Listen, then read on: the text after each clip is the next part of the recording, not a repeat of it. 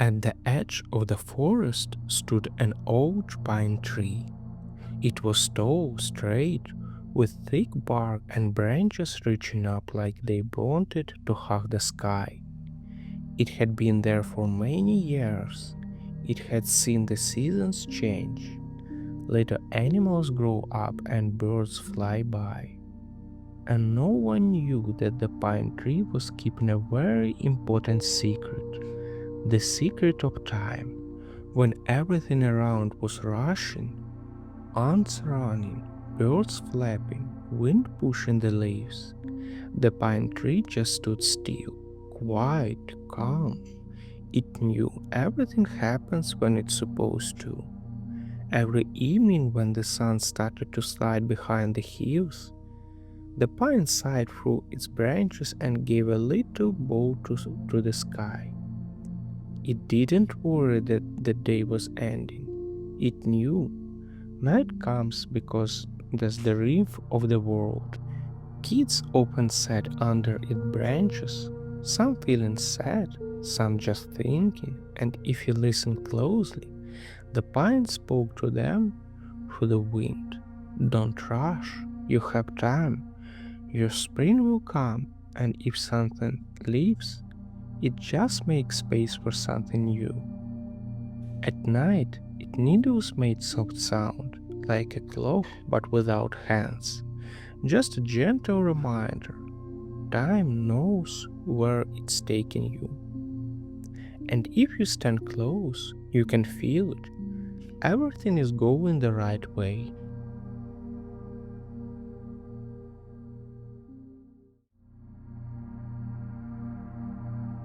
The fairy tale, a sleepy morning in the meadow. The meadow didn't wake up all at once. Not like an alarm, loud and sharp, but slowly, one petal at a time, one blade of grass at a time, like someone was gently pulling back the foggy curtains and whispering, "It's morning, but don't rush, just a little more, and the world will breathe again." First a daisy yawned. Its petals moved a little, like it just remembered how to smile at the sun. Then a dragonfly nudged their friend under her wings. "It's time. Look how the light touched the grass." Somewhere a little beetle snorted, scratched his antenna, and rolled over the other side. The bees weren't busy yet. Even the wind wasn't hurrying, like was stretching the morning to make it last longer. Right in the middle of the meadow lay a small bunny, still asleep, pokes under his cheeks, nose resting on a clover pillow. The meadow whispered to him, "Don't be afraid of morning. It's kind. It won't make you run, it just comes to be close." When a sunbeam touched the bunny's ear, he stretched and yawned and smiled in his sleep, because in this meadow no one woke up on command, only when the heart was ready, and that made it the softest, sleepiest, most real kind of morning.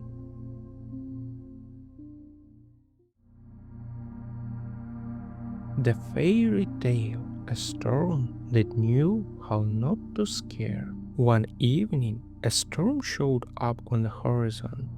At first it was far, far away, like a big dark pillow someone was carrying across the sky. All the animals in the forest got quiet, even the birds stopped chirping. But the storm was different. It didn't come to scare anyone.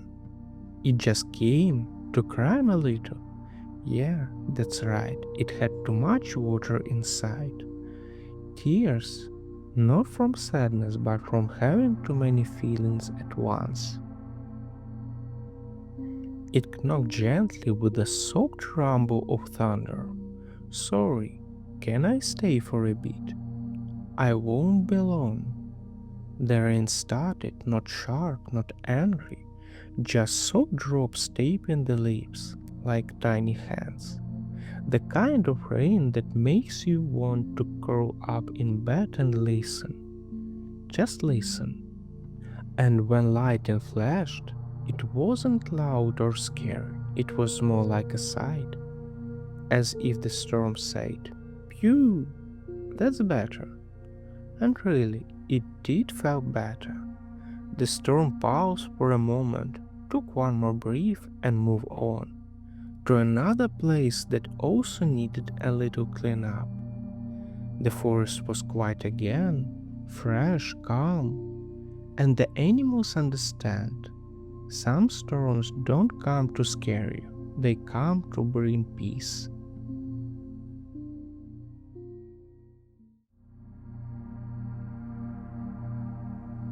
The fairy tale, the firefly that lit the way for dreams.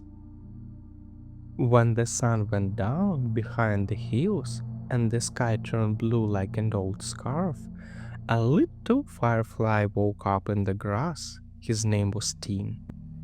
He wasn't the brightest, not the fastest, but he had a special job. Every night, Tin flew over the meadow and started looking for dreams. Yes, not to see them, but to find them. He knew that for dreams to reach someone who was tired, they had to find the way, and in the dark, that's not always easy. The dreams were all different. One looked like a paper boat, another felt like a fluffy pillow made of clouds, and one came like a little bird carrying a song. Tin flew up to every window where someone was sleeping or trying and gently glowed, just a little dot of light, like a marker on a map. Right here, someone's waiting. This heart is ready, and the dreams arrived. Soft, quiet, not knocking. They landed on the pillow, slipped under the blanket, and turned into something magical. Then Tin flew on to the next window, where someone was still tossing and waiting. His light wasn't bright, but it was just right, because if someone can find their way to sleep, there's always someone who helps them to get there.